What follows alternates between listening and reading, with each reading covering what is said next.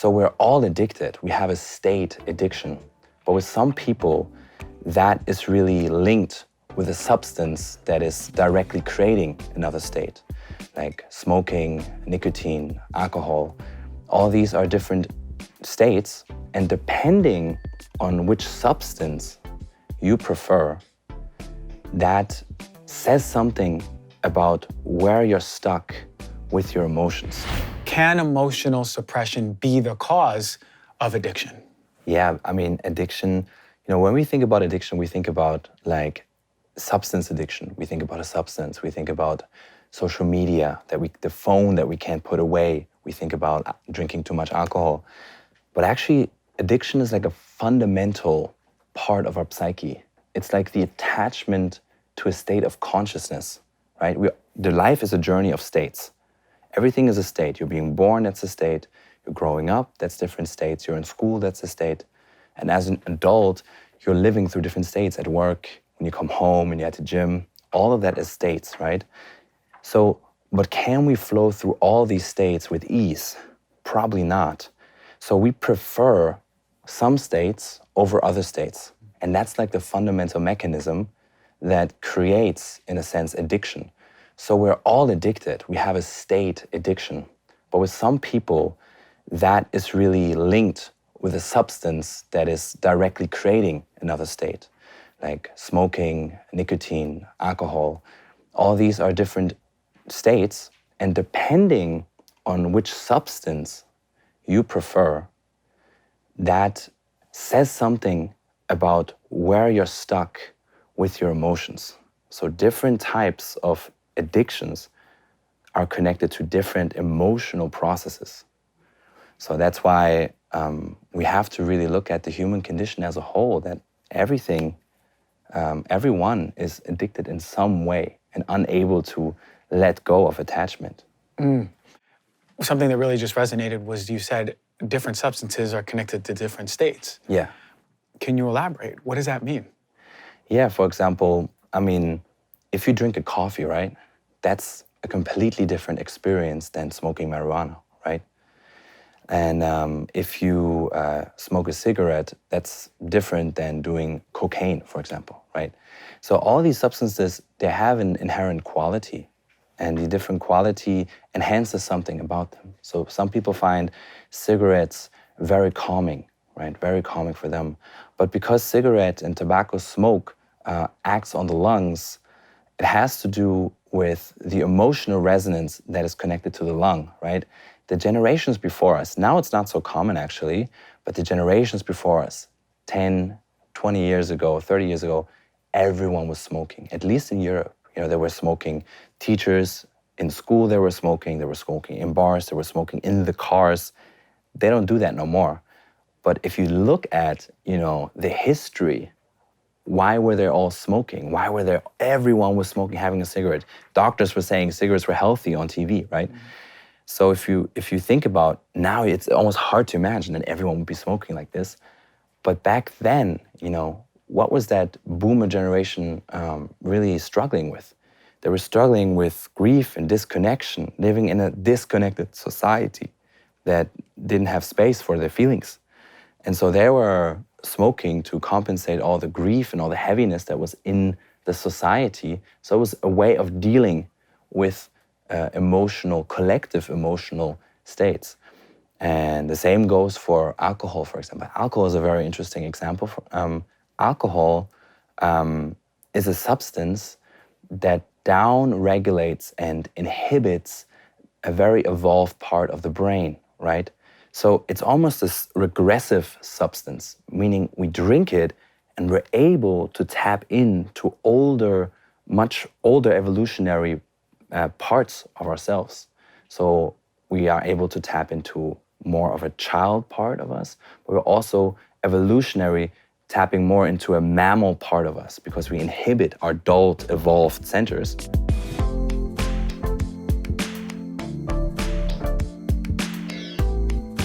All right, everyone, I want to talk about Birch Living as a partner we've been working with for quite some time. Sleep is so important for me. I'm always excited to talk about Birch because it is the best bed out there. They're the premium mattress in a box company. They make mattresses and sleep products that are stylish, comfortable, environmentally conscious. Organic, boom. Non-toxic, boom. Made in America, amazing. It was important for me to choose Birch mattress, and here's why. They use organic and natural materials. So now I sleep comfortably knowing they've got all the certifications. They've done all the testing to make sure that I'm not exposed to any harmful off-gassing in the middle of the night. They also have a Green Guard Gold certification. That's over 3,000 different chemicals to make sure that you're not breathing it in, your respiratory system is not being affected, your nervous system, your immune, your hormones. This is how you make sure that your bed is safe to sleep in. I've had my Birch mattress now for about a year now. I love it. What I love most is how breathable and cool I feel at night, not sweating throughout the night. It's supportive, holding my body up like a cloud, no pressure points being pushed, allergen and mildew resistant, and it's made of raw materials straight from nature. With your Birch mattress, you get a 100-night sleep trial along with a 25-year warranty. If it makes you nervous to buy something you haven't tried, you get more than 3 months to make sure you love it. If you don't, they're gonna come pick it up from you for a full refund. The best part about this is Birch delivers your mattress right to your door for free within the US. It comes rolled up in a box and super easy to set up for yourself. I love my Birch mattress. I think you will too. If you're looking for a new bed, check out Birch. You can click the link below or go to birchliving.com/healthyself and get $400 off of your mattress plus 2 free pillows.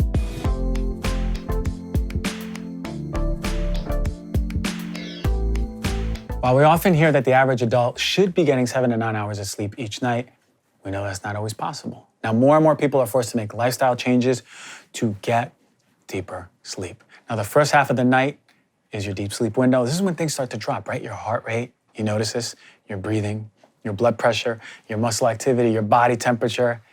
And that temperature drop is so crucial aspect of deep sleep stage. Finding ways to activate that sleep switch can increase your levels of deep sleep. This is where my favorite ever invention for sleep comes in, Chili Sleep. Chili Sleep makes a customizable, climate-controlled sleep solutions that help you improve your entire well-being. They make the new Doc Pro, the Uller, the Cube sleep systems, which are all hydro-powered, temperature-controlled mattress toppers.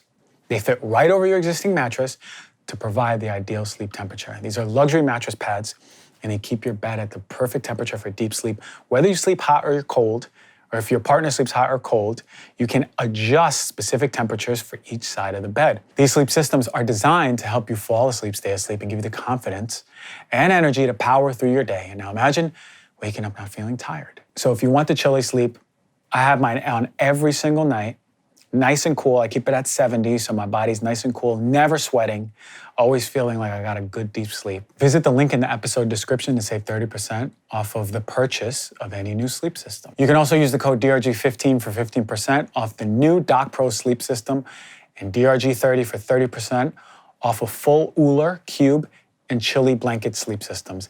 These offers are exclusively for you, the Heal Thyself listener.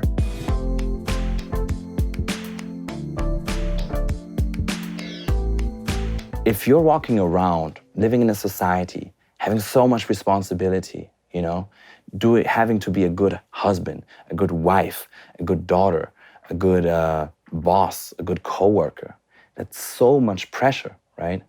And this pressure actually weighs on the society as a whole so much. And alcohol has this incredible ability to lift that responsibility from the person's psyche temporarily. And so what I find, and this is very interesting, is that if you don't have that pressure, alcohol does not really provide relief. So the pleasurable feeling that you're feeling when you drink alcohol is actually connected to relieving the pressure that you put on yourself in day-to-day life. I don't know if you noticed this, like at some point, alcohol just doesn't give you anything. Yeah, that's because it's not the alcohol that makes you feel good. It's allowing that pressure to be inhibited and lifted off. And if you don't have that pressure, you gain nothing from drinking alcohol because it's toxic as well. Mm-hmm. Man, I was just having this conversation this morning over coffee. One of my friends opened a bar, or my now friend opened a bar or a liquor store, quote unquote, with mocktails. There's no alcohol in these drinks, and you've been to it already. And what we were talking about is, why do we drink, right? What parts of us feel uninhibited? And it's to exactly that point, man. It's why do people come from work after a long day of work and pour alcohol? Yeah. right? It's that part of them that has the social responsibility, right? The Yeah. parts of them that are completely the opposite of their uninhibited, childlike, Yes. open, authentic states where they just feel good in their body. Yeah. Why do people go to bars and drink alcohol, right? Yeah. It's that mask that we wear that we don't want to connect, or we don't know how to connect, or we're not comfortable with our authentic selves. We're scared to express ourselves, how we dress or how we talk. Alcohol is wonderful for that, but also cumulatively it leads to cancer. Exactly. And it's inflammatory, and it makes you sick, and it disrupts your hormones. So I do notice that. I mean, I haven't drank alcohol many years, but the last time I did, it didn't do much. It made me feel tired, if anything. Yeah. But I remember when I used to really drink alcohol, oh my God, I felt so good when I started drinking. Yeah. I felt so talkative and open, and I was ready to dance, and I was ready to just be playful and joke around and like whatever I wanted to do. I felt less serious. And it's because my body needed that. But now it's like, that's not the work. The work is working through it so you don't ever need alcohol. From a somatic developmental perspective, you have this time period where the child develops, right? In the beginning, you're 1 year old, 2 years old. You're not able to regulate your impulses yet. You're just a child. When you are sad, you scream. When you're angry, you scream. When you're hungry, you scream. You just scream. Everything is unregulated. Like a baby has sensory information inside of it that it wants to express. It just expresses it. Yeah. There's no filter there. And so it just allows, the impulse goes in and it goes out. And then the nervous system restores. So there isn't any regulation yet. But around the age of 3.5, the role ego develops. And this role ego is actually exactly what interacts with alcohol. And I think that's where really all of that begins. Because essentially before that, you are this person for yourself. You're discovering the world for yourself. There's just you and your discovery of the world. But then all of a sudden there's this switch, there's this rift. And all of a sudden it's about, who am I for the world?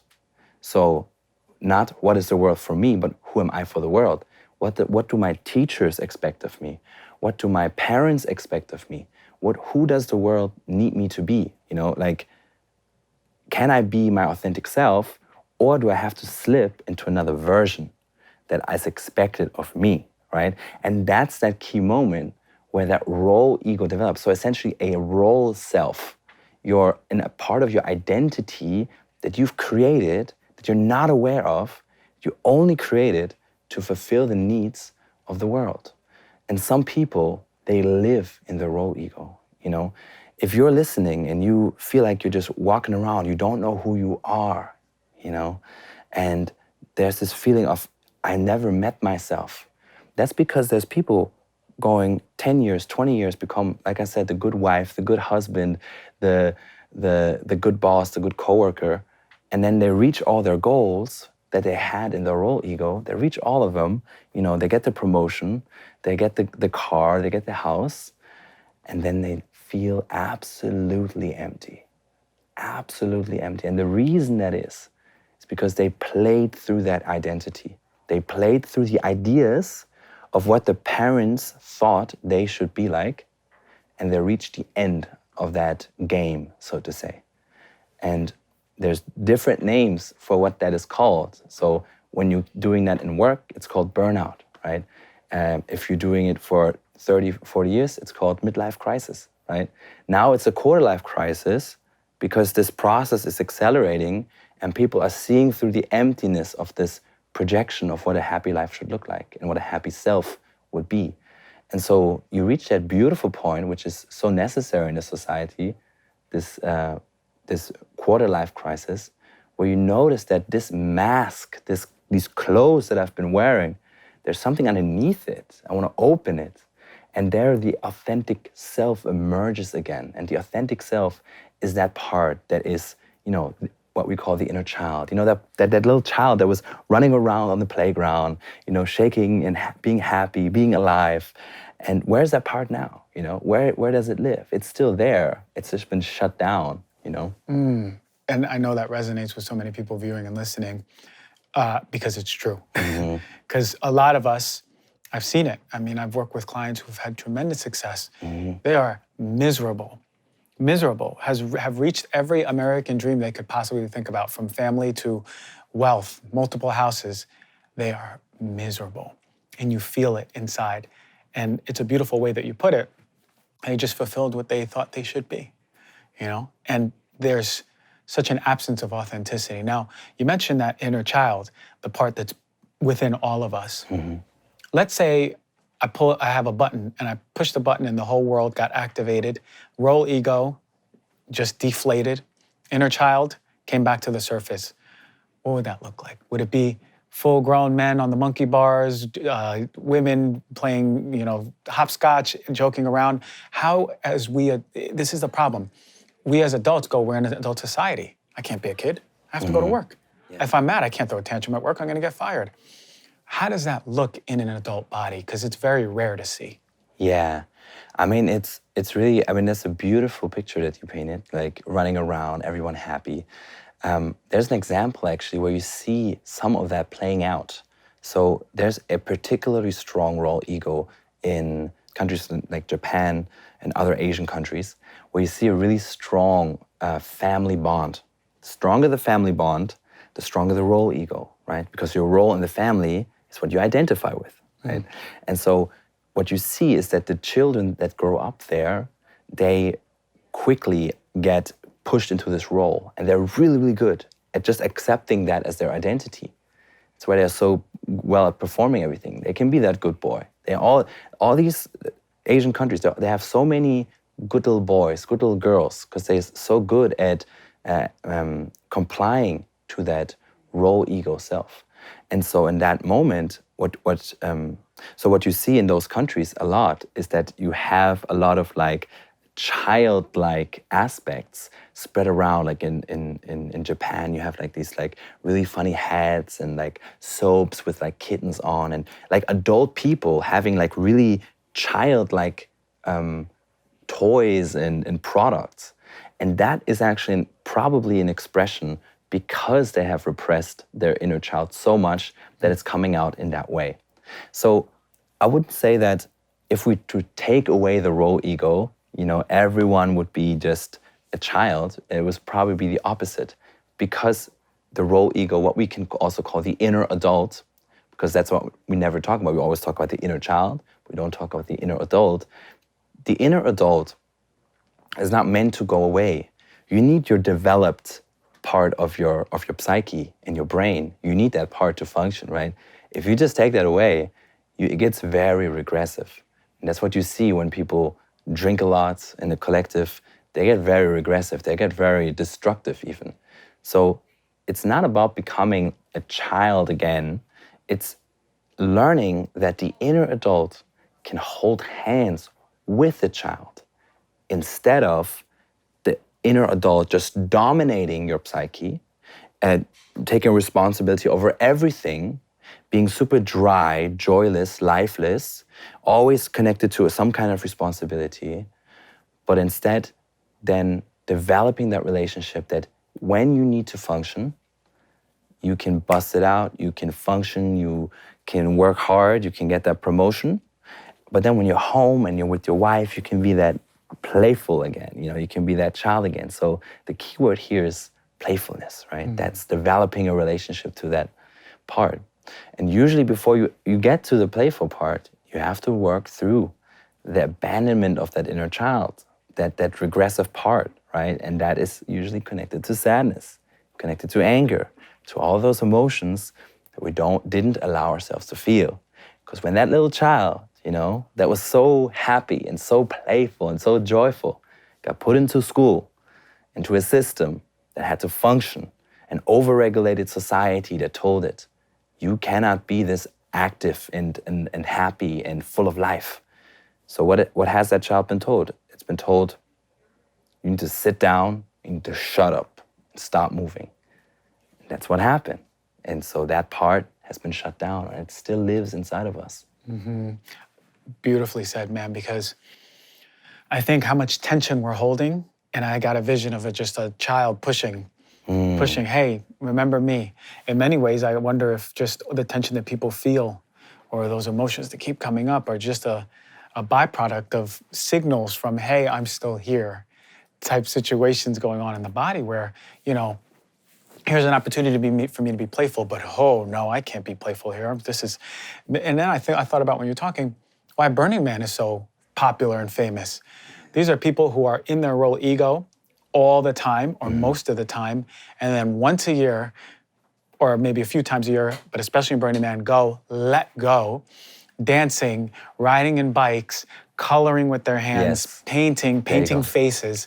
This is the child finally coming out. And this is why it's not even about the Burning Man, it's the opportunity, the space that Burning Man creates for you. But the thing is, like you were saying, you can do this when you get home with your wife or your partner. So the key, you're saying, is start working through those emotions, of course, and we'll go into some of that, but the playfulness, keeping in mind, can I be playful in this situation? Can I allow playfulness? Exactly. And when you see extremes, wherever you see extremes, in the world, like that's an extreme. Like you work hard 5 times a week, and then all of a sudden you turn to a little child and take so many drugs and be colorful. That's an extreme. And extremes are always trauma responses. So it shows us that that is the opposite of integration, and that really shows us that there is work to be done. Some people they turn super regressive at some points.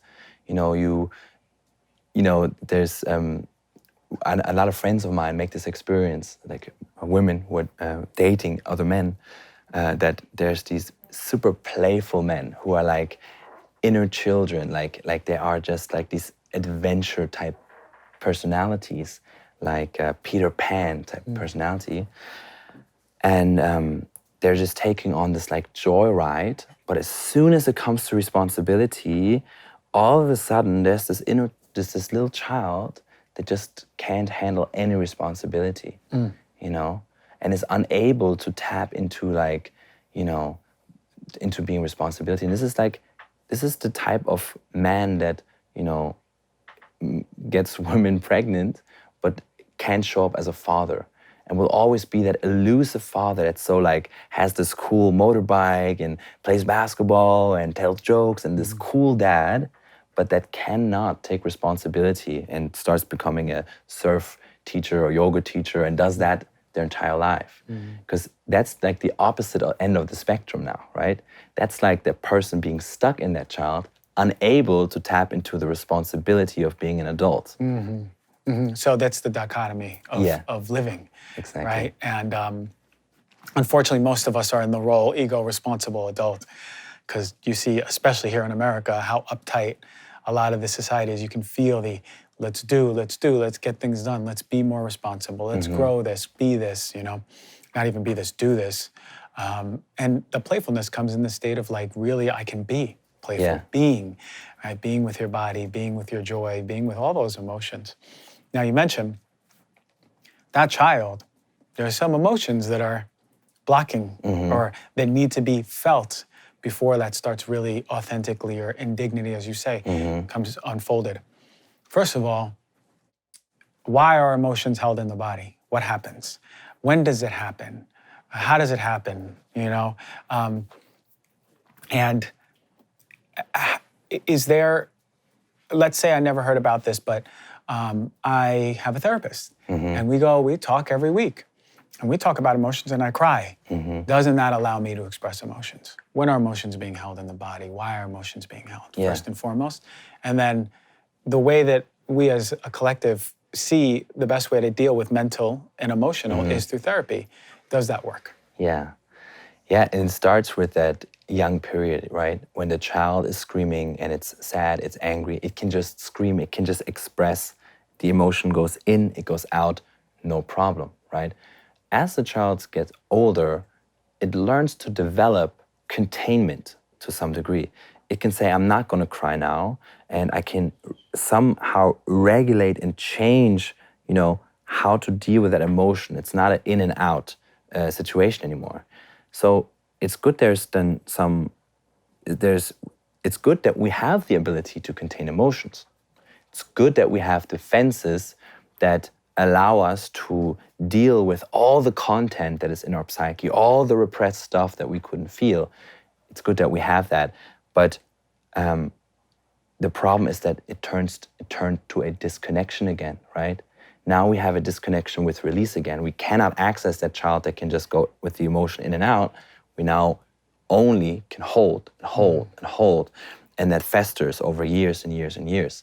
And so what's interesting about this is that our muscles play a huge role. That's one layer there. So muscles, organs, and fascia are the three types of systems we need to look at when we talk about what is important about emotional repression. So we already know things like stress. Stress causes chronic disease. You know this, you talk about this all the time, 70% of the people who die of lifestyle-related diseases, right? Lifestyle-related diseases with the most powerful factor is stress. And stress and emotions is essentially the same thing.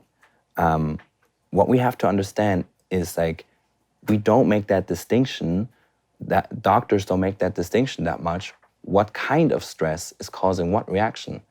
Because stress has a frequency. So it has a certain type of aspect that stress resonates with. So being late to a job, running late, and you have your coffee and you're super stressed, that's not the same type of stress as getting your heart broken. Doing public speaking is not the same type of stress as getting a fight with your mom, right? These are all different types of frequencies of stress. And the stress corresponds with different regions in the body, in the muscle, fascial, and the organ systems. The muscles is the most concrete. I worked as a musculoskeletal therapist, so you always have people super tight, right? Super tight, muscles tight, tensioned, and they're like, can you massage me here, right? Can you massage, and they always point here, can you massage me in this place, the typical place. And then you push at a knot. You have this muscle knots in the body. And you push in it and say, oh, you always find the right spots in my body. You always find, how do you know where to push my muscles? It's funny because it's actually connected to one specific type of muscle. It's always the same. It's the tonic muscles. So we have two types of muscles, the phasic muscles and the tonic muscles. So the phasic muscles are kind of the sprinter muscles. They're good at performing exercises for a short period of time, and then they go tired. Those are the muscles you work out in the gym, right? But then you have the tonic muscles, which have a prolonged contraction. So they stay tight for days and weeks because they're postural muscles, structure-giving muscles that help you to stay upright. Like the jaw muscle is one, the trapezius is one, so many others in the body. The psoas muscle is one of those.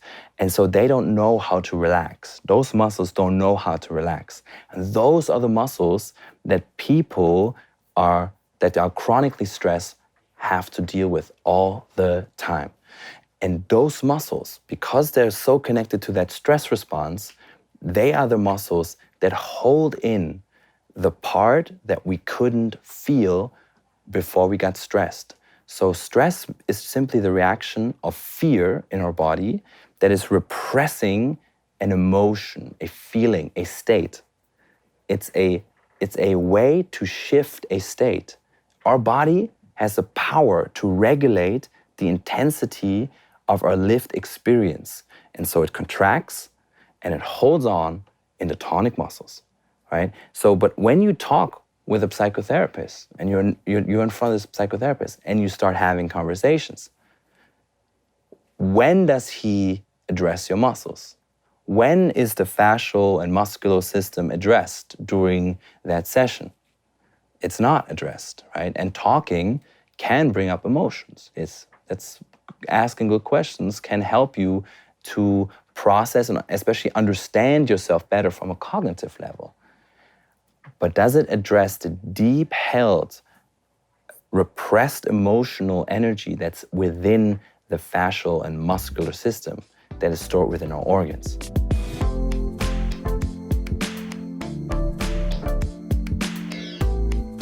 All right, everyone, it's hard to overstate how important magnesium is for all aspects of your health. I even did a whole show on it for that reason. There's a long list of symptoms and diseases that can be treated with magnesium. And doctors use magnesium for all kinds of conditions like arrhythmia, constipation, preeclampsia, and even seizures. Magnesium is super essential for our health and well-being. It's a huge problem because most of us, over 70%, are magnesium deficient, and it can increase your risk of all diseases and keep you from performing optimally. We shouldn't wait until you're magnesium deficient. Now, fortunately, BioOptimizers has an amazing solution. Their Magnesium Breakthrough Supplement, one of my favorite ones in the industry, is the only product in the market with all 7 types of magnesium, and it's specially formulated to reach every tissue in your body and provide maximum health benefits for reducing stress and improving sleep and boosting your energy levels. So right now, you can try BioOptimizers Magnesium Breakthrough and any other BioOptimizers product for 10% off. Just go to magbreakthrough.com/DRG. That's magbreakthrough.com/DRG. Use the code DRG10 to boost your intake of magnesium and start feeling better today.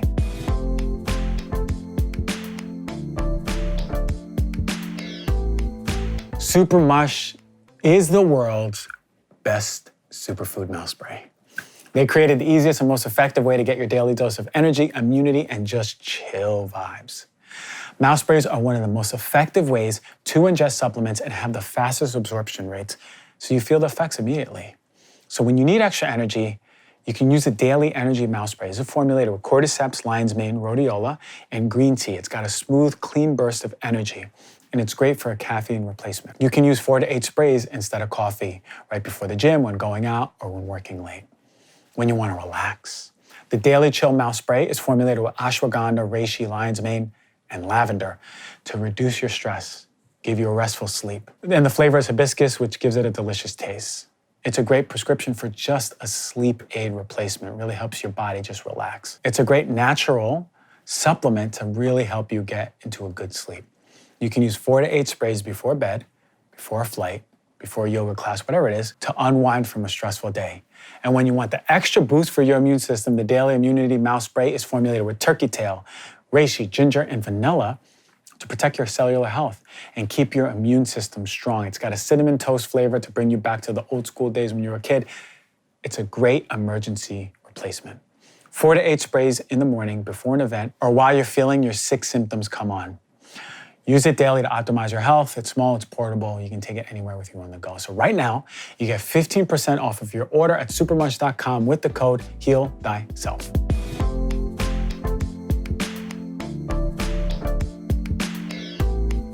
I just love the way that you put it from the cognitive standpoint and our body responding. And really what stress is. We hear stress so much and we know what it feels like to be stressed, but what is really stress? So you're saying stress is simply the fear response to an emotion that we don't want to feel. Yes. So fear is the fundamental, is the same as stress. So stress and fear is the same thing. Fear is the lived experience of stress. We can be stressed and not be fearful, you might say. But if you're in touch with your body as you're stressed, you will feel that your body is in fear.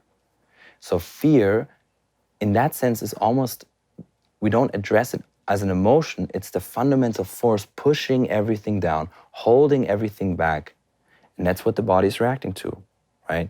But what's being held back is an emotion. Usually sadness, anger, sexuality, or aggression. Aggression is not anger. It's something different. I will explain it to you. It's essentially like it's a fundamental type life force. So aggressio is the way of how we approach one another. It's a force that is needed that is active in mammals. That, for example, if a fox wants to eat a chicken, is it gonna be angry at the chicken? Does it need to be angry to eat the chicken? Or is it just like, rawr?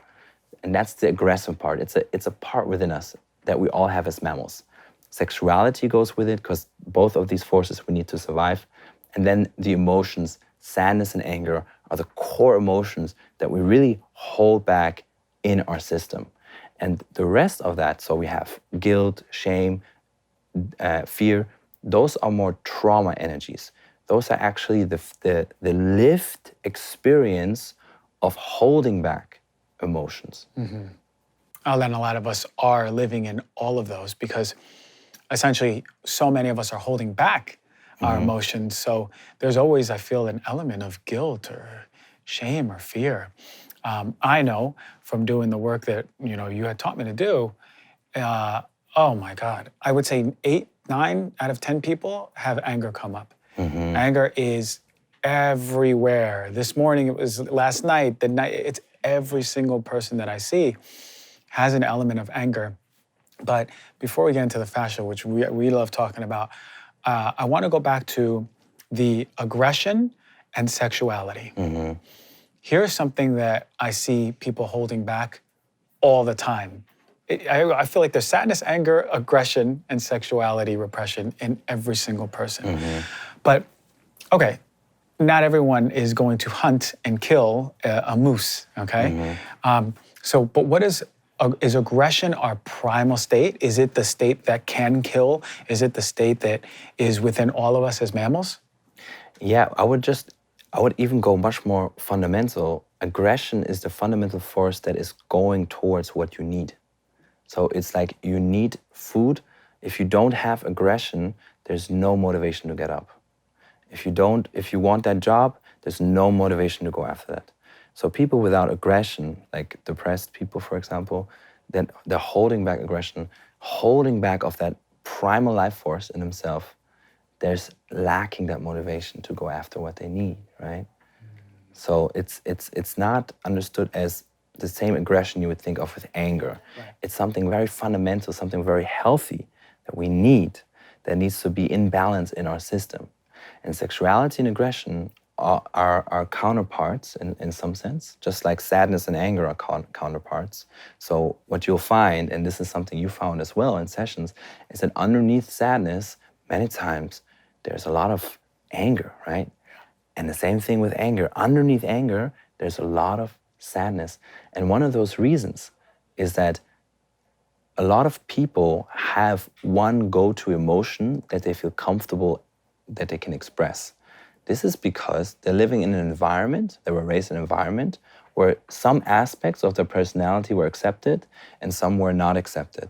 So let's say the emotion anger was okay, people were yelling in the household, or vulnerability was not allowed. So people, and vulnerability was not allowed. So sadness was not allowed, crying was not okay. You heard this as a man, right? You hear this all the time. Your big boys don't cry. Stop crying. You're not a pussy. Yeah. Just like that. So what does that do? What impulse does that send to that child? It sends to the child, I cannot be sad. Sadness is not safe. I'm not accepted with sadness. And so what happens is then what is called sublimation, where we replace one behavior or one need with something more acceptable. So that child thinks it's more acceptable to be angry. So whenever it's sad, it starts getting angry instead of sad.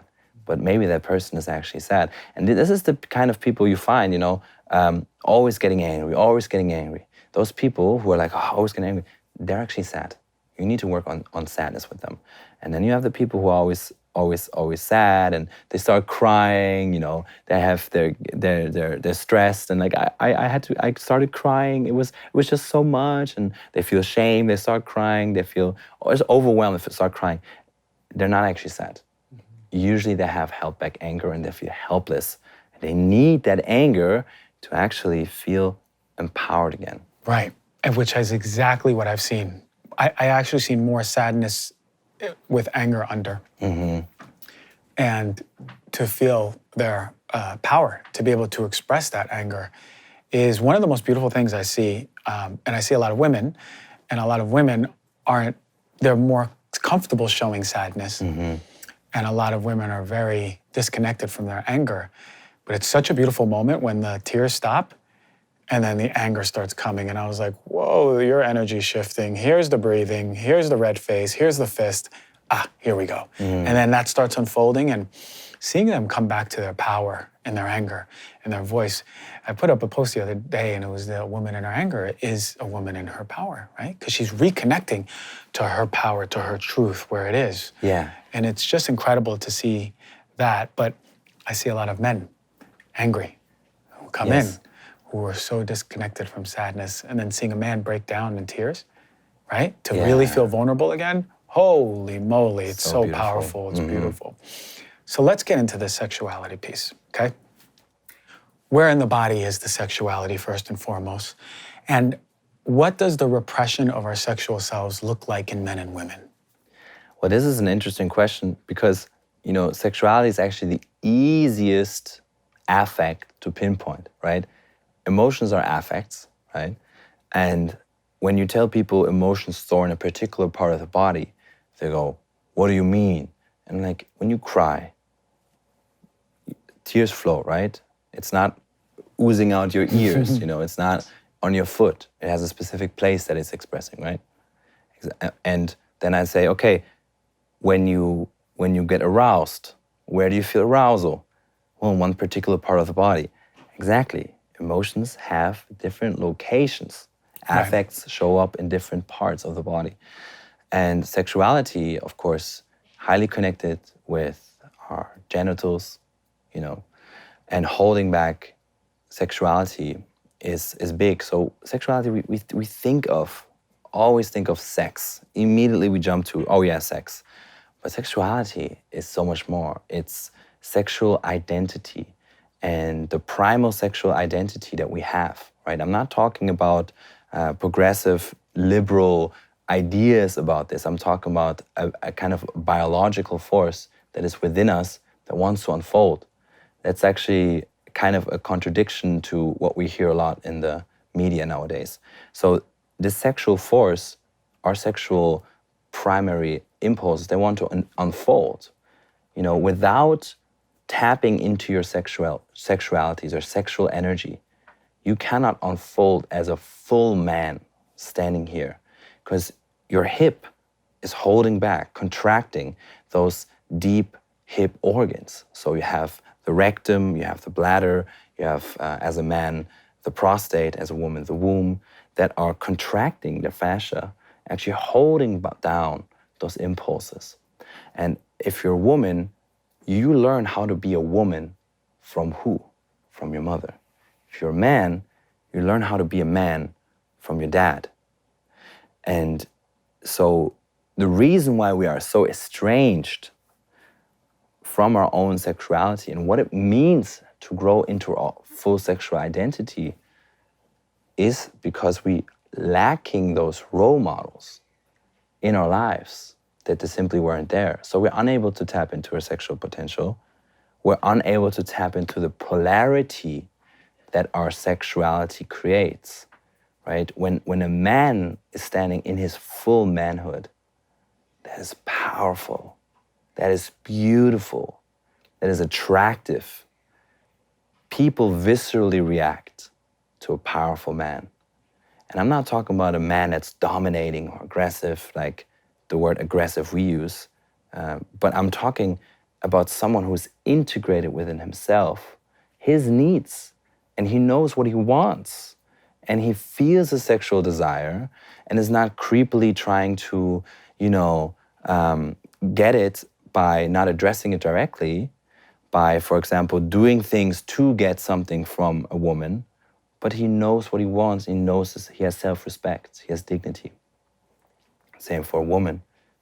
When we show up with our needs, our sexuality, which is such a primal part, right? It's an animal that is living inside of us. It's really, our humanity has layers, Like we talked about the inner adult, the inner child, the inner animal. These are all layers. We come from, you're not 30 years old, 36 years old. You are part of a billions of years old process, which is evolution. So this technology that this body is, that is sitting right here, is billions of years old. And that means you have different layers to this technology. And part of those layers are primal and animalistic. And another part of that layer is very developed and very cognitive, right? But they all exist here. And when we pretend that we're not monkeys, But we're something better, sophisticated, putting on clothes, putting on glasses, doing fancy things, high value productions and all of that. And we forget that we're also animals. We run into trouble. All of a sudden, this part of us that is down here that's reacting to attraction, to women, to men, that part isn't getting properly addressed and isn't getting integrated. And so what happens is that when we don't integrate our instincts, that's what we call sexuality and grasslands, our instincts, our animal nature has instincts. These instincts, when they're not integrated, there is a force, an emotional energy movement, you could say, that is not allowing that to integrate. When we don't feel that integration, that's called guilt. We feel guilt for our unintegrated instincts. When we do something that was not okay, that people don't think is okay, or we feel guilty about, that's when we feel guilt, but it's because we feel guilt for a part of us that is running the show, our desires running the show, our instincts running the show that haven't been integrated because we haven't become aware of them. That's very powerful to hear. Because the way that you frame guilt makes so much more sense and intuitively is so much more understandable, because how a child or a teenager can feel if they're instinctually driven to do something, chastised for it, and then that emotion is like, I'm expressing my only way that I know, my instincts, and now that's wrong. Yeah. How much that feels you, the guilt that you acted that way, or the guilt that came out. And I can't imagine the amount of energy that instincts have and how much energy it takes to repress it. Mm-hmm. And to me, you look, I mean, I've worked so much in the physical part of medicine and studied so much of it and applied it to patients, even from a holistic standpoint. But I'd be remiss if I didn't say, why shouldn't I question if this formation of this disease in this part of the body doesn't have to do with just exactly that, the repression of the emotion, the energy that it takes to repress the emotion and the energy of that emotion repressed. Mm-hmm. I wonder to myself, and I would love for a study to be ran, but you cannot quantify emotions. I would love for a study to be, do men who have repressed sexual instincts, feeling guilt and shame, have more prostate cancer versus those who don't? I wonder. It's a fair question. Have more bladder cancer than those who don't, right? So how do we start, for people viewing and listening, right? And they go, I don't have access to emotional release right now. I want to do it. How do we start moving that sexual energy? Is there a way? Is there things we can do, practices that we can have to really start activating that? Maybe thoughts that, or maybe if I feel like doing this, can I tell myself something? Is there just anything that you can advise us how to tap into that? Well, there's a whole path in India, specifically, you could say, designed for the integration of sexuality. I mean, many people have heard about Tantra, right?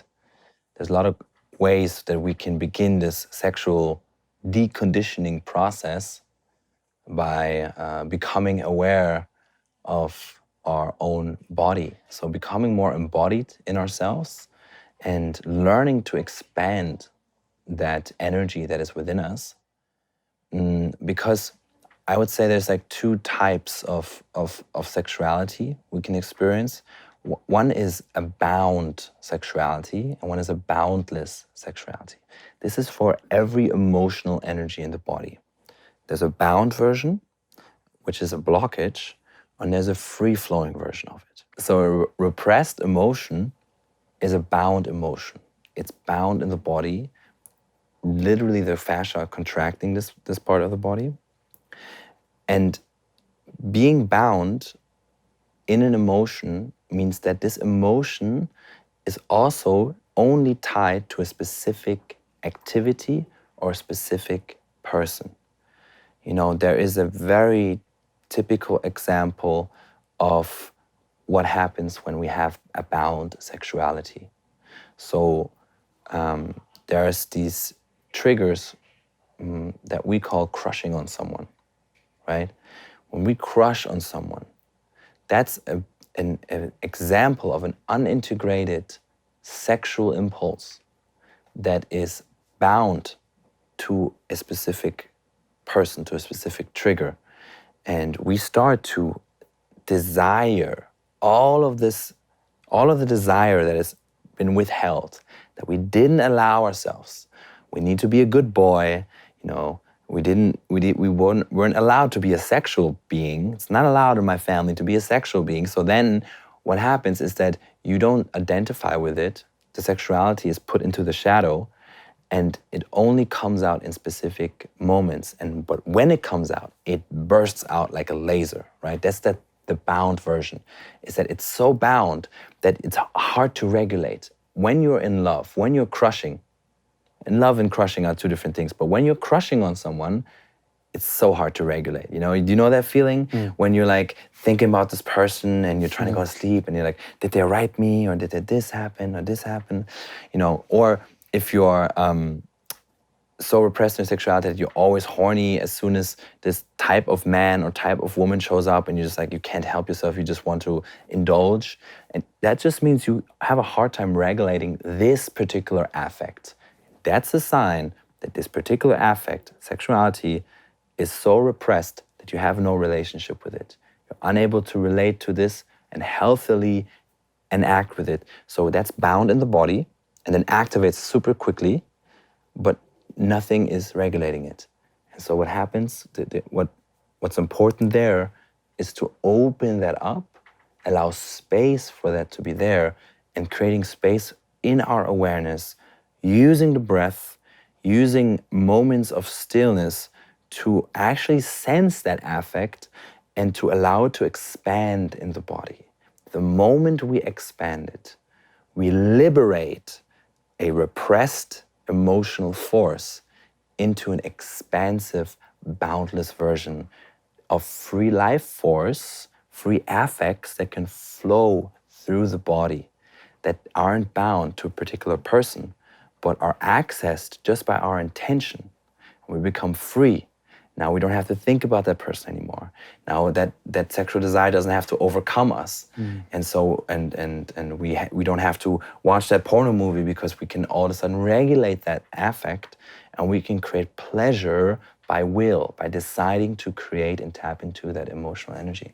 And it's incredible to hear that even exists, right? Yeah. Because a lot of people viewing or listening goes, oh yeah, that's activated by my partner.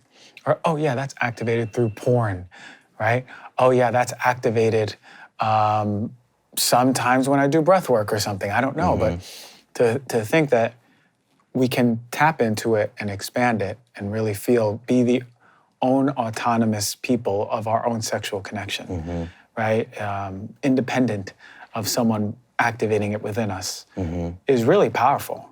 And understanding that sexual energy is powerful in itself. It is the life force that creates everything. So for us, viewing or listening, it would behoove us to step into this, independent of religion, independent of cultural norms, right? Can we just tap into our sexuality and not see it as evil? Can we tap into our sexuality and not see it as taboo? One of the things I'd love for people to do is to tap into their sexuality. I talk to a lot of women after these releases, and I'm telling them, hey, make a playlist, put on 50 songs, even 20, and the first 10 seconds, if you don't feel any part of you feel sexy, feel drawn to it, feel like you want to move to it, don't put it on. And I have them build this playlist, and then I have them dance, but from the womb, activating the hips. Don't think about how you're going to dance. Let your womb and hips move it. Just so these women who all their life have had their zip-ups all the way right under their chin, right? And their buttons all the way up to the top of their neck, can just allow for themselves to start coming into contact with the animalistic part of them. The part of them that is boundless, that is sexual, that is a woman, that is feminine. My God, seeing these transformation in women, just coming back to their sexual selves, is incredible. Because you see the power within them. I tell them, you've mastered this part of your sexuality, or you've connected back to it, the moment you can be in the middle of church, stand up in the middle of the sermon and say, I'm a sexual being and I'm not ashamed of it. The moment they can stand up and say that with all of their power and authenticity is the moment they go, shit, I'm here. The part of me is here and I've accessed it. And man, like what a beautiful thing to see in people. Yeah, I think about how many people struggle with connecting back to their sexuality. Yeah, and that's really shows, again, like mastering our emotions is mastering life. Through allowing emotions to be there and being able to regulate our emotions and have a relationship with the whole human spectrum, you know, all the parts that are here, the ugly parts, the wild parts, the vulnerable parts, the aggressive parts, the powerful parts, the loud parts, the shining parts. That is a spectrum in our nervous system, right? And this nervous system, the goal of healing trauma, for example, is that we want a flexible nervous system.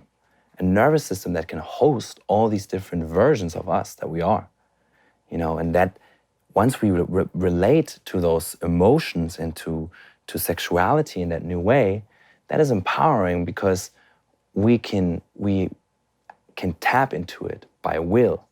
And that happens every single time we start to work with an emotion.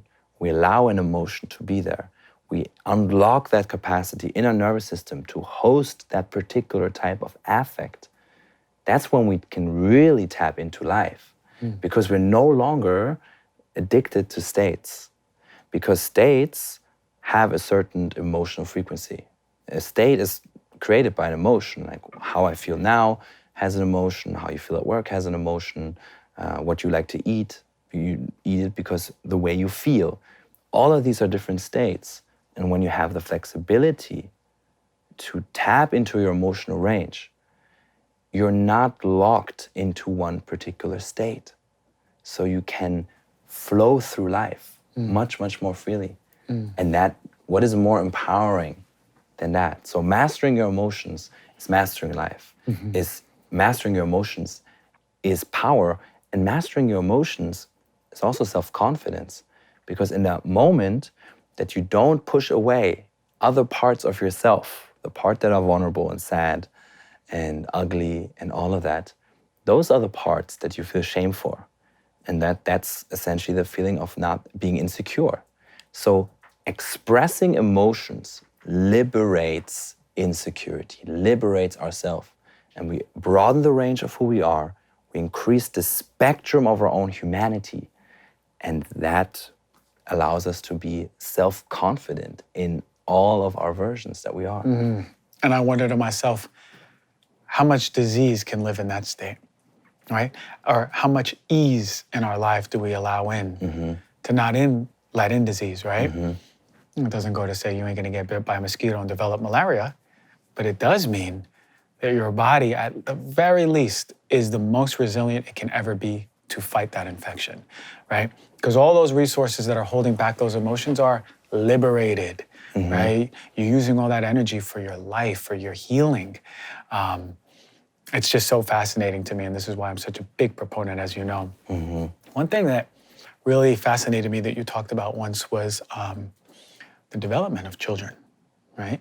And how a lot of these expressions of how we phenotypically, meaning how we appear to the world, is in many ways an expression of emotions at a young age.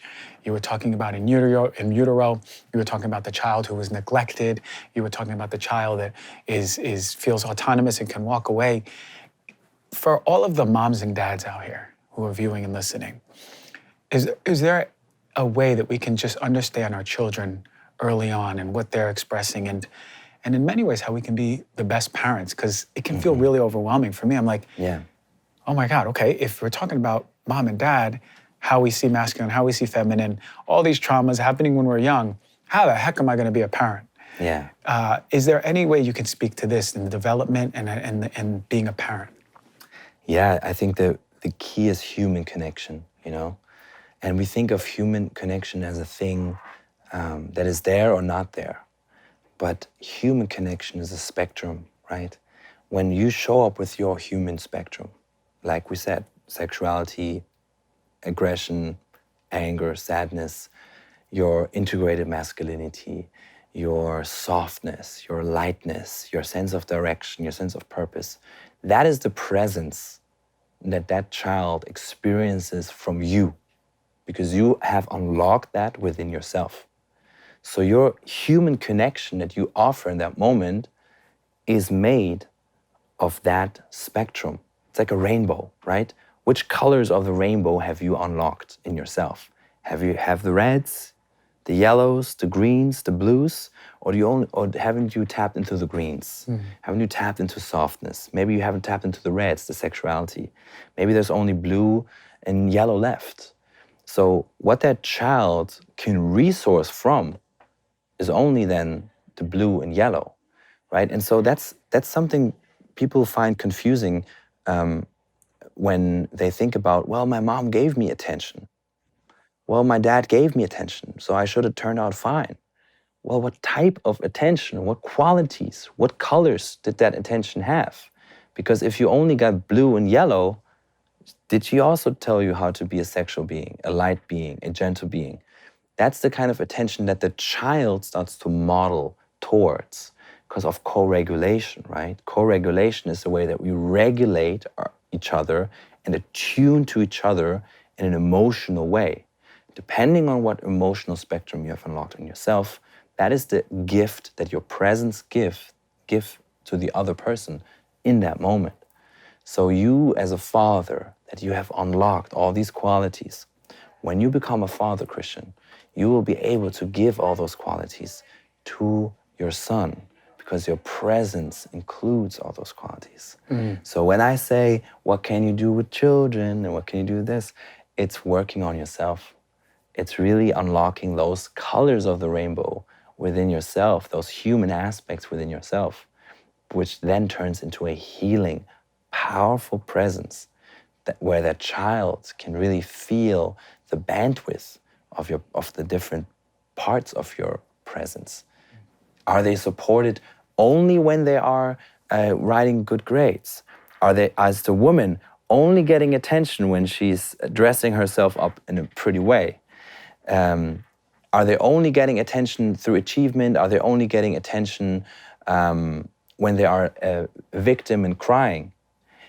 That shows in that moment that the child only gets the attention that they desperately need, only get the connection to the caretakers that they need in that very specific aspect. And let's say it's writing good grades. When the child's nervous system feels, I feel connection to my parents only when I'm successful. What happens to that nervous system? That nervous system starts to become biased towards that particular state, because that particular state is connected to connection to the parents, and the other states are not connected. So it's like almost like a garden with so many different flowers, and you're standing in that garden and your parents have only watered the roses. And there's other beautiful flowers, blue flowers, yellow flowers, giant flowers, and they're all wilting. They're all wilting because the parents only water one type of flower. This is tragic. This is the tragedy of human connection and human attention, that when we haven't done the work, we haven't unlocked our humanity, haven't embodied our full spectrum of who we are, how we pass that on to our children. That's a generational trauma. That's how it's passed. And the children desperately crave that connection and the presence of the parent. And the parent has only unlocked a sliver of who they are. And that's passed on, and that's passed on, and that's passed on. And most parents don't even consciously do that. I always say most parents shouldn't even have kids, right? When in the world right now, we haven't even done enough work on ourselves, right? And it's funny, the people who have done work on themselves, they go, I don't know if I want to bring a kid into this world. So that's the irony. But the presence really resonates with me. and giving that to the child. Because I can think of someone that I worked with, a very successful person, right? Multi-billion-dollar company, billion. And it was joy and flowers on success. You were top of your class. You got into this college. You were valedictorian of that college. Oh, you started your business. You raised your first million. This is the celebration. But what about when that person is vulnerable? You know, how about when that kid is angry? You know, where's the attention? Where's the connection? So what I'm hearing from you is, as parents, the biggest gift, even if you've done no work on yourself, that we can give children is presence in every one of their states and connection in every one of their states. Whether the child is throwing a tantrum, being with them and connected. Whether the child is getting good grades, being with them and connected, and everything in between, huh? Yeah, and you cannot do it when you have not felt that state, allowed that state to expand in your body, and regulated that state and have a relationship with anger or sexuality. When you don't have that relationship, you cannot give it to your child. You can't fake it. You know, you can't. Right. And so it really begins, you know, with yourself. So it's our responsibility, like you said, it's our responsibility then to really connect, regulate our emotions, make our nervous system flexible enough that we can allow in the full expression of who we are. I always say, even if it's not connection, children, from the corner of their eye or the corner of their heart, they see mom is okay with anger. And mom has a healthy relationship with anger. Therefore, I can express that. If I'm her daughter, I as a woman can express that anger.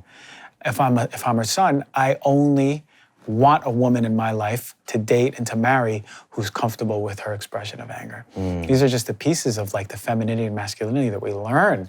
We model ourselves, like you said. So what a beautiful thing to really think just about that, you know? Well, we talked about sexuality. We talked about some anger and sadness. We talked about aggression. Is there anything that is really important to you that people need to be understanding? Yeah. When it comes to emotions, when it comes to regulation, when it comes to how they can tap into their own power? Is there anything that really is important for you to put out to the audience? I think the most powerful emotional force that people should know about is one particular emotion, and that is shame. Shame is incredibly powerful, incredibly destructive. Shame is the emotion of self-destruction. And why do I say that? It's because culturally we learned how to deal with shame is so destructive. If you look at Japan, there they have a cultural expression of how they deal with shame. And the way they deal with shame, what they do when they have damaged their own honor, is they kill themselves. They rather destroy their sensory nervous system than to be exposed to an affect. Can you imagine that? Rather than being exposed to a sensory input of shame, they end their lives because it's so harsh to deal with shame. Whenever you had shame in your life, you know, everyone can relate to this. You had that awkward situation with somebody. He said something really stupid, and you have that thought, and it's just like this really disgusting ball of heaviness in your stomach. And you have this, if it's really strong, and the shame is occurring in that moment, actually, you almost feel like you want to sink into the earth. You want to just disappear. That's following the impulse of shame. It's self-destruction.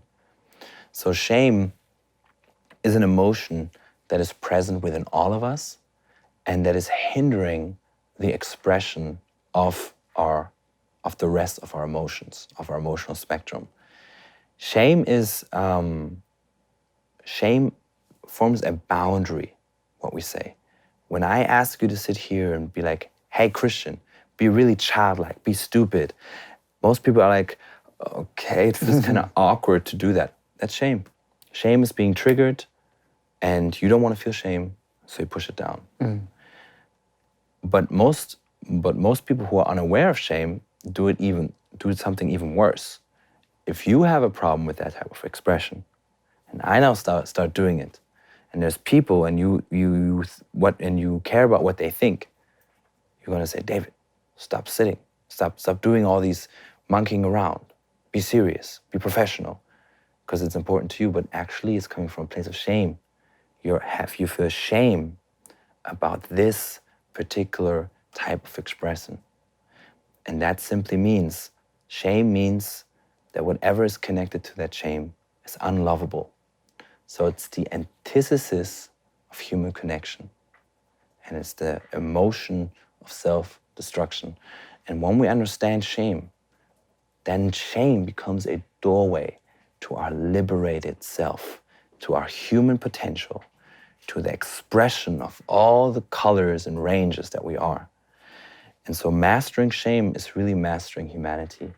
When you can allow for your full spectrum to be there, when you can allow shame to surface in the body, if you can expand it in the body and allow it to arise, whenever the shame boundary is triggered, it could be when you burp, it could be when you breathing loud, it could be whenever, it could be any expression, dancing or saying something stupid. Whenever you, instead of repress that type of behavior, but actively seek out uncomfortable behaviors that trigger that shame, then you can slowly transform shame, and shame stops controlling you, and you start to deem parts of you that are unlovable as lovable and accepted again. And that is the same thing as increasing the range of your nervous system into different emotional states. Shame is the first boss, the guardian that is holding you back from everything. That's the way I visioned. The boss, yeah. The boss. The final boss. The final boss. Exactly. I love you, Shame. Thank you for being here, protecting me. I feel you. I accept you. But now go to lunch. I'm ready to step into all of the things. And how many of us feel awkward? Everyone at some point about something in their day. And even more triggered, you know what I notice is I see someone with so little shame being themselves. And I go, how is this possible for a human to exist like this, right? That person just burps when they want, yells. I'm like, they do not give a damn about no one, right? But the irony is that I want more. I want to be by this person more. What's your practice? What are you eating? What's making you feel so open? How are you raised, right? But really, what I'm starting to understand is that's just their shame volume is turned really low, and they're expressing themselves in their full spectrum, right? Yeah. And this is so interesting because we all know these experiences. We all have that, and we're like in an epidemic of shame. As a society, as humanity as a whole, we're in an epidemic of shame.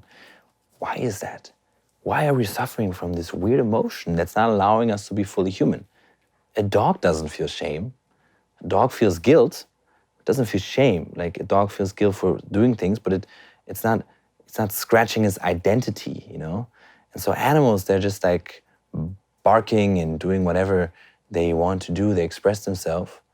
And but we humans, we are so cognitive and so controlled in our expression and in our identity.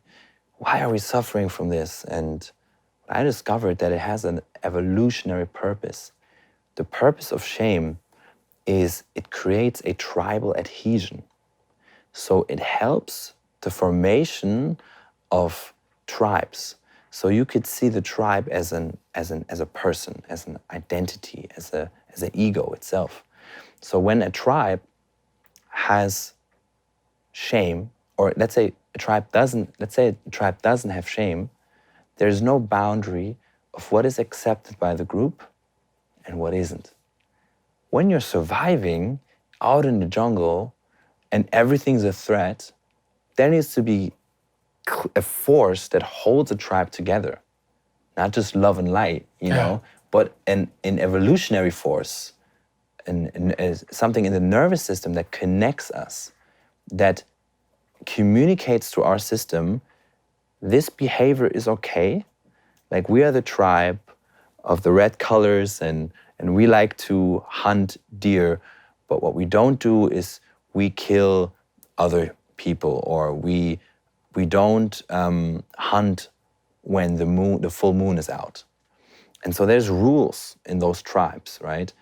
And when you violate those rules, you need to be able to feel as a social animal. A human is a social animal. We need to be able to have an embodied sense of that is not okay. That's shame. Shame is simply the embodied sense of the social contract that we created together of what is accepted and what is not accepted. And that helped us when we are forming tribes to bring people together who have the same value system, same type of identity, to keep them together and help them to stay together. And rejecting, and that's the feeling of rejection that we suffer, that humans suffer from today, is the feeling of shame and deep, deep, deep pain they feel almost viscerally. I was rejected. I was pushed away. In tribal times, that means you died because you were alone. Or your parents reject you. That means you die. So that's why shame feels existential. It doesn't feel surface level. It doesn't feel like, oh yeah, shame doesn't matter. No, it's existential. It's connected with fear. We have fear of shame, right? Our system is repressing it, and we're afraid even of the shame itself. And so that's why it's an existential process of being so afraid of that emotion. But it's there because it creates social adhesion. It creates a social contract in our society that says these behaviors are okay and these are not okay. But we never questioned who is determining what is okay and what is not okay. Well, our shame is determining what is not okay. If I take off my clothes now, we together feel as a society or as a collective here, sitting here as a tribe, that this feels awkward. This is inappropriate. This feels weird. Well, there's an embodied sense that's keeping me from doing that. There we go. Shame. Thank you, shame, for keeping me in the norm of what is expected of us. Interesting. Interesting, because then you think about the tribal, those really social constructs are weaved in for the survival of that tribe. But now we think about nationalism in America, or even just in California. Here are all the things that are acceptable.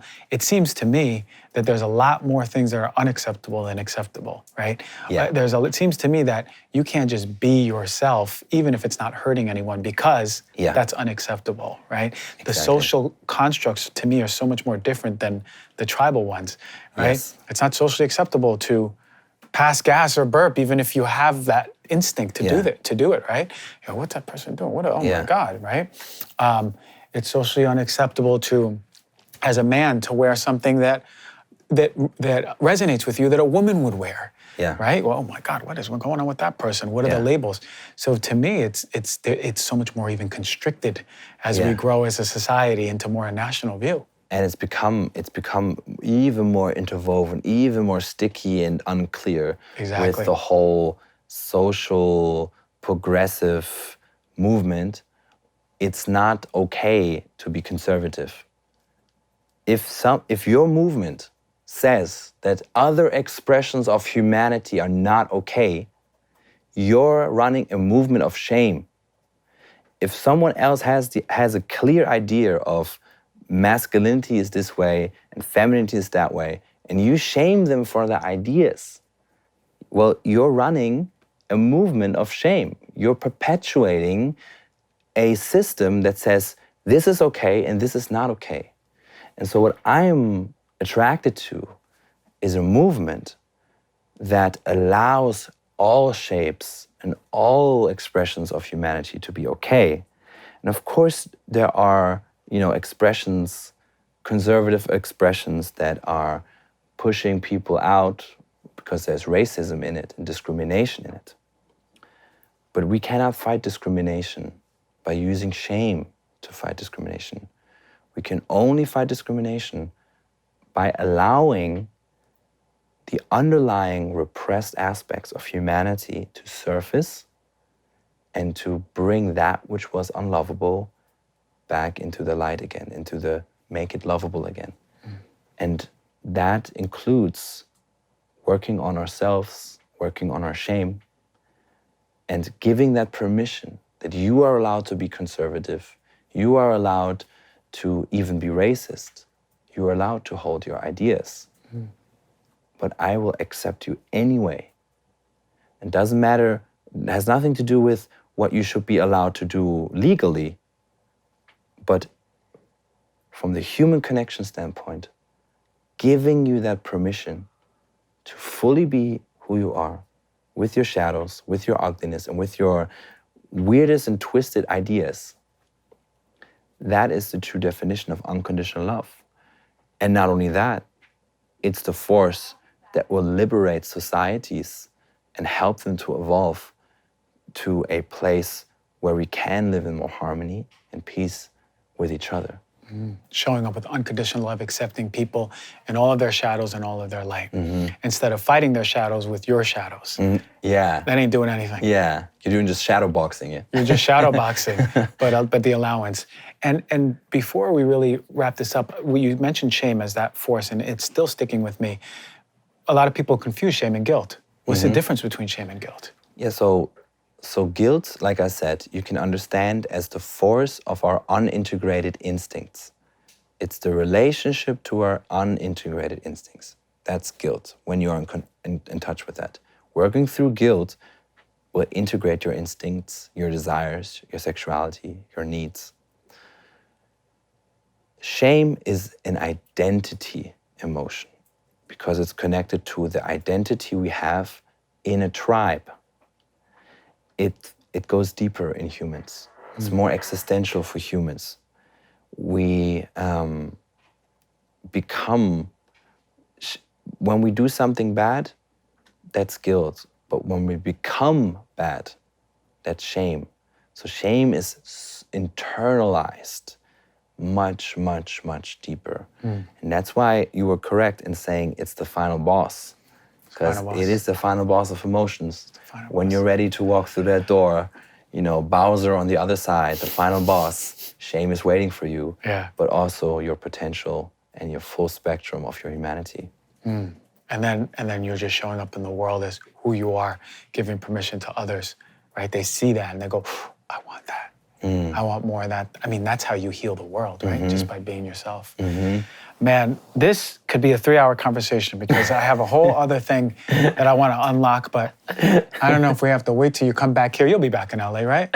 For sure, man. Okay. I got to come back for Erewhon, man. Oh man, this guy loves Erewhon all of a sudden. Not for me, but Erewhon. What a pleasure it is to have one of my wonderful teachers, man, and hearing your truth. You speak your truth truly to the world is already healing a lot of people, but going to heal many more. And it's an honor to have you here talking about the very frequency and resonance of the things that I love talking about. We didn't get to talk about fascia, but I'm gonna talk about it in my little segment. So viewers and listeners, you're gonna go get all the fascia you ever needed. But we'll have you back very soon, brother. Amazing. All right. Thank you.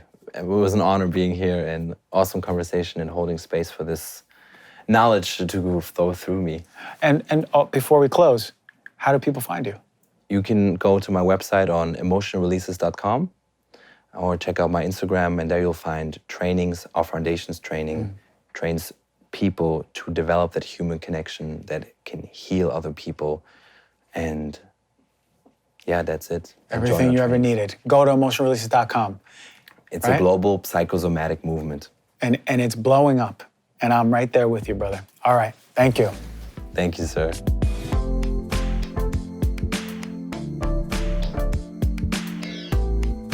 Fascia, fascia, fascia. Fascia is so important to understand what the heck it is, because when we know what the fascia does, we understand where emotions are suppressed and repressed, and we understand how to begin healing them. This is the most incredible tissue in the whole body. Why? Well, first of all, we need to understand what fascia is. Fascia is the webbing, the saran wrap of our whole body. There's not a part of our body, organs, muscle, nerves, blood vessels, bones that are not being touched by the fascia. The fascia is intimately touching and connected to our whole body. Fascia is the key to understanding our emotional health translated to physical health. Why? First and foremost, I want you to do this. Put your hands on the side of your leg. And I want you to poke at your thigh, the side of your thigh. And you feel that really tight, for most of us, really tight, fibrous piece of tissue, right? A lot of us think that's just our muscle, right? That's our thigh. No, we have a piece of fascia there called the IT band. And that band is a piece of fascia that is dense and fibrous. If we think about fascia, think about massages. You know, when you have a trigger point, right? Or a big knot in the muscle, or a part in the body that really hurts when you push down, and then they push on it, and then it radiates. Another part of the body's felt. That's fascia. Fascia is essentially just the webbing of the body. Now, for a long time in medicine, we thought that that's what it did. It just kept us together. It held our muscles. It allowed our muscles to glide, be lubricated. Oh my God, it is so much more than that. It is so much more complex than that. It is so much more intelligent than that. Our fascia is everything when it comes to our health.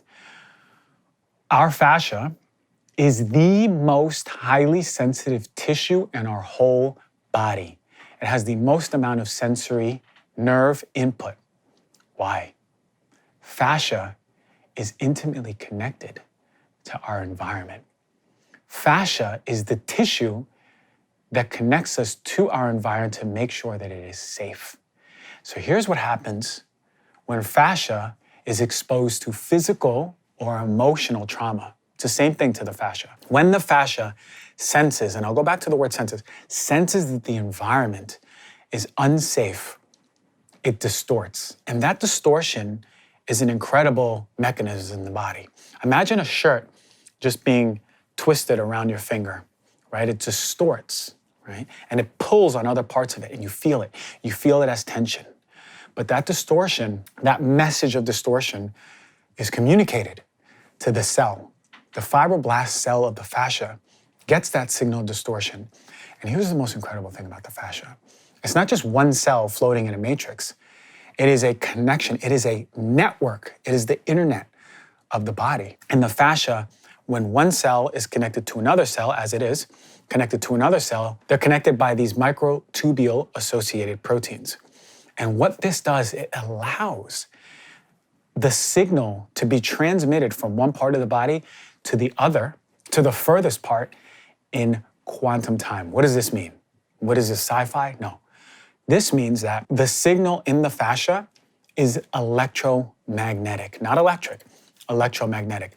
Electric impulses and signals, say for example, if I go and I see a coffee on a table, immediately my vision, my sight, that signal of light hits my eye, and it turns into an electrical signal through my optic nerve into my brain, and my brain says coffee.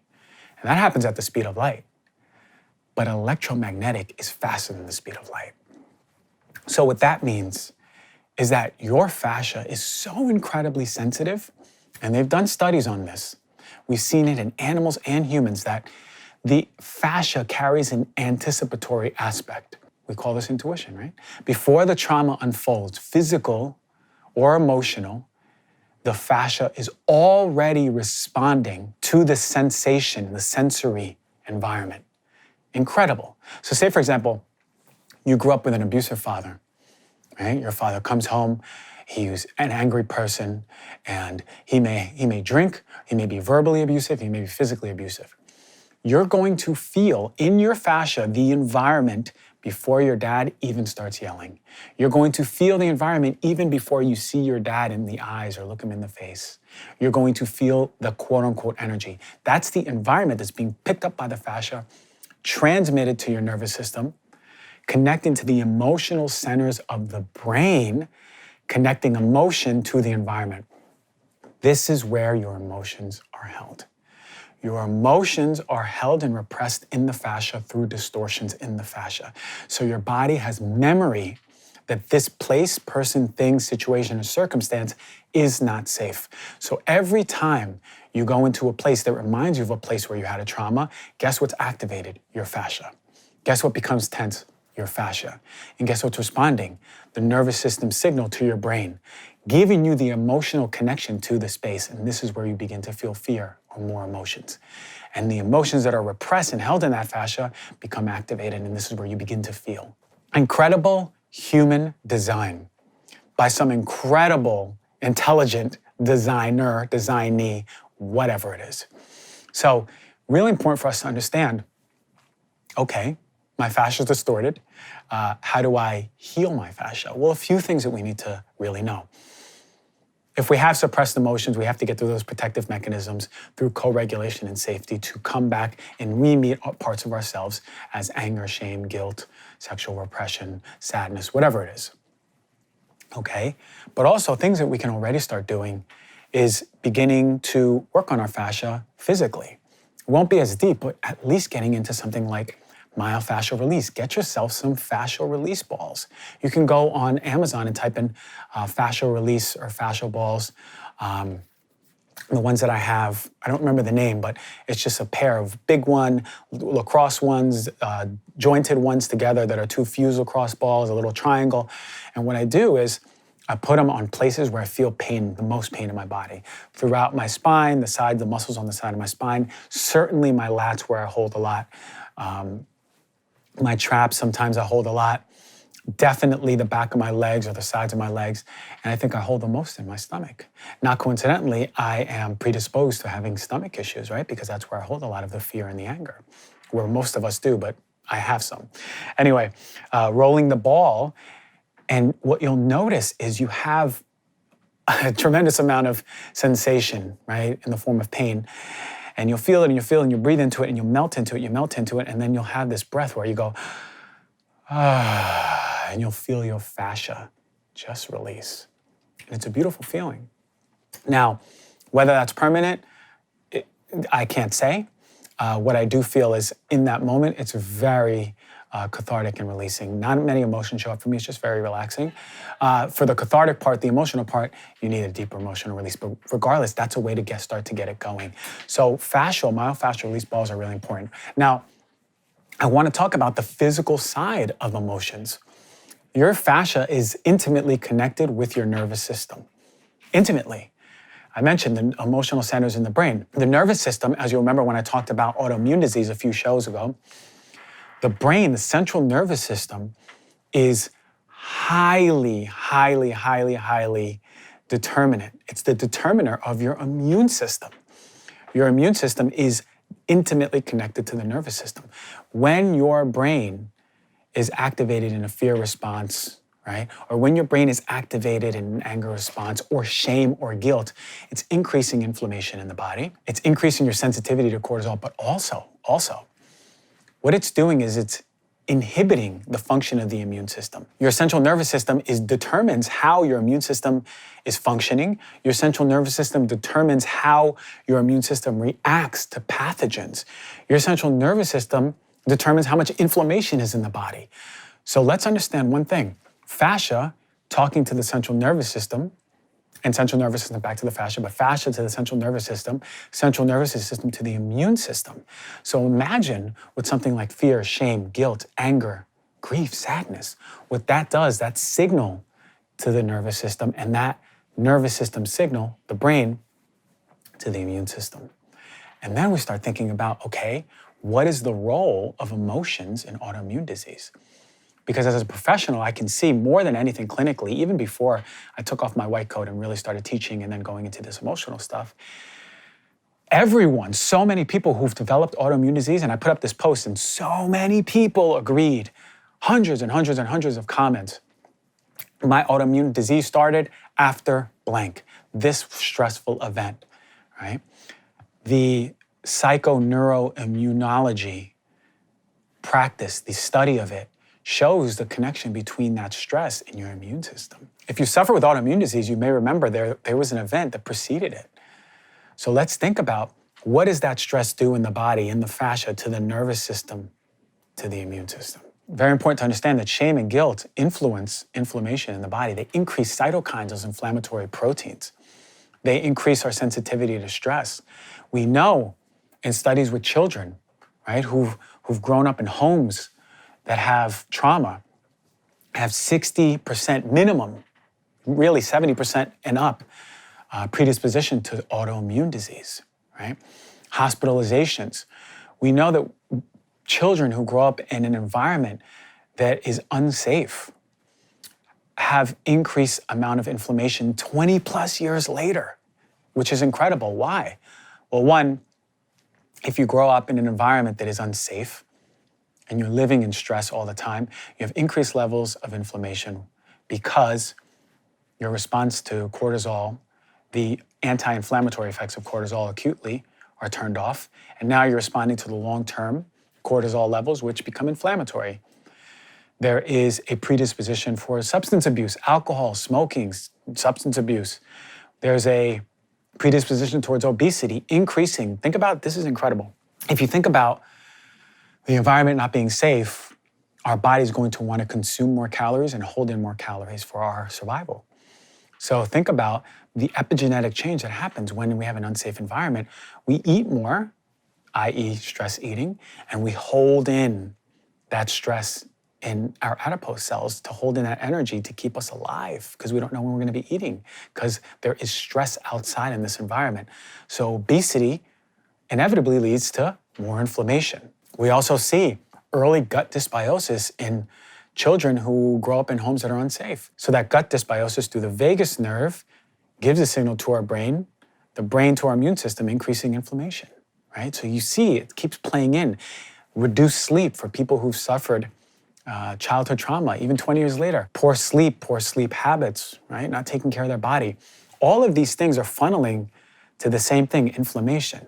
And when people say inflammation is the root of all disease, I would actually go a few steps back. I would actually say trauma, repressed emotions, lack of authentic expression, fascia are all going to be rooted in the disease before inflammation manifests. So it stands to believe we have to work on a deeper level. We have to work on the emotional level to understand what inflammation does and to understand how inflammation is going to lead to disease. We're talking downstream. Once we see the physical manifestation, that's downstream.